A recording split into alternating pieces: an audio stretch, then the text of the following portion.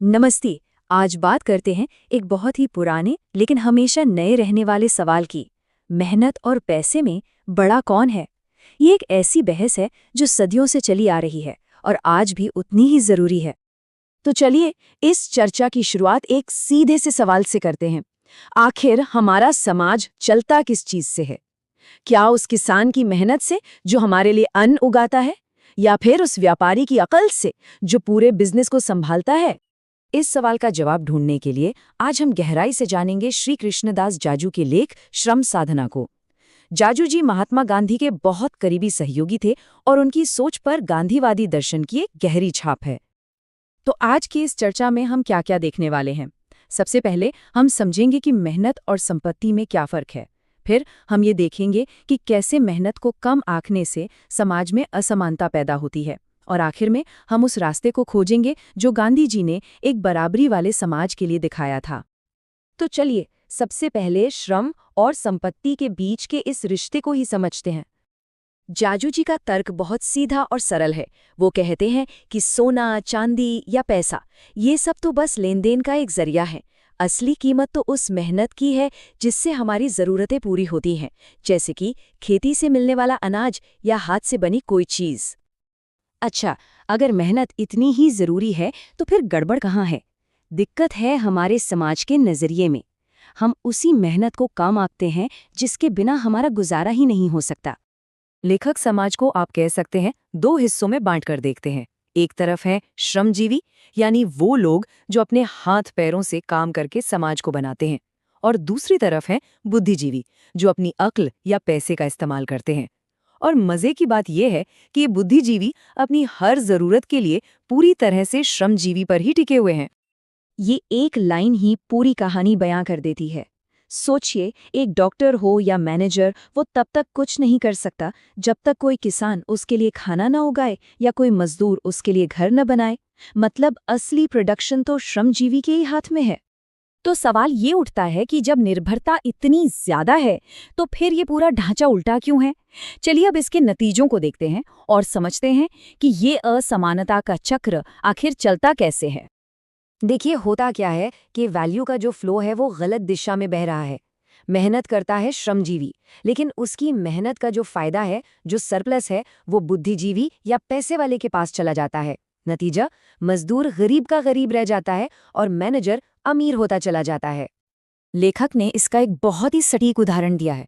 सोचिए, एक ही फैक्ट्री में एक मैनेजर और एक मजदूर की तनख्वाह में जमीन आसमान का फर्क कैसे हो सकता है? क्या मैनेजर का काम मजदूर की मेहनत के बिना चल सकता है? बिल्कुल नहीं।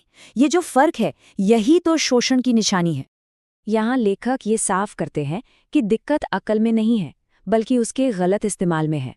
जब दिमाग का इस्तेमाल समाज की भलाई के लिए नहीं, बल्कि सिर्फ अपने फायदे और दूसरों का शोषण करने के लिए होता है, तो समाज में आर्थिक खाई पैदा हो जाती है। तो सवाल ये है कि क्या इस चक्र को तोड़ा जा सकता है?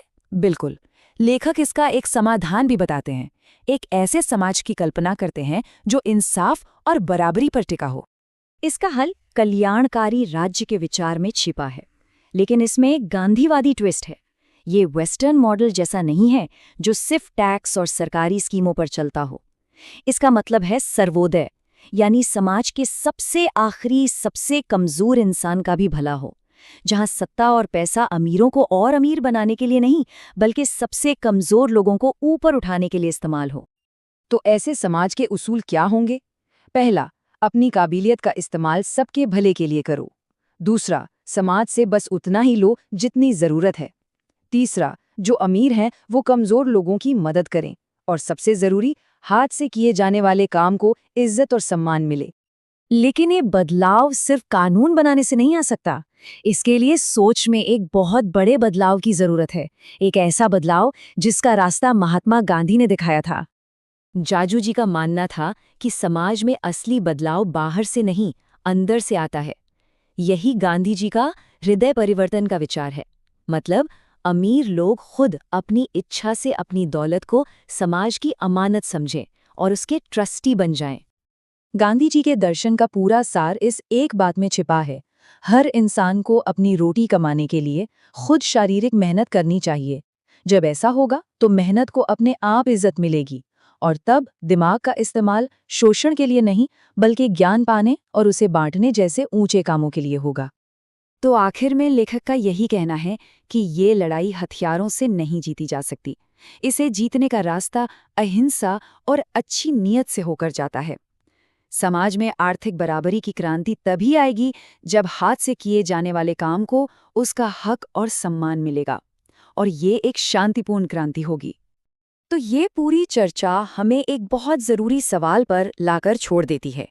आज की इस डिजिटल दुनिया में, इस गिग इकोनॉमी में, जहां एक सॉफ्टवेयर इंजीनियर का काम दिमागी माना जाता है और एक डिलीवरी पार्टनर का काम शारीरिक, हम मेहनत की इज्जत को कैसे देखें और कैसे बनाए रखें? ये एक ऐसा सवाल है जिस पर हम सबको सोचने की ज़रूरत है। Like, share, and subscribe now and learn smart.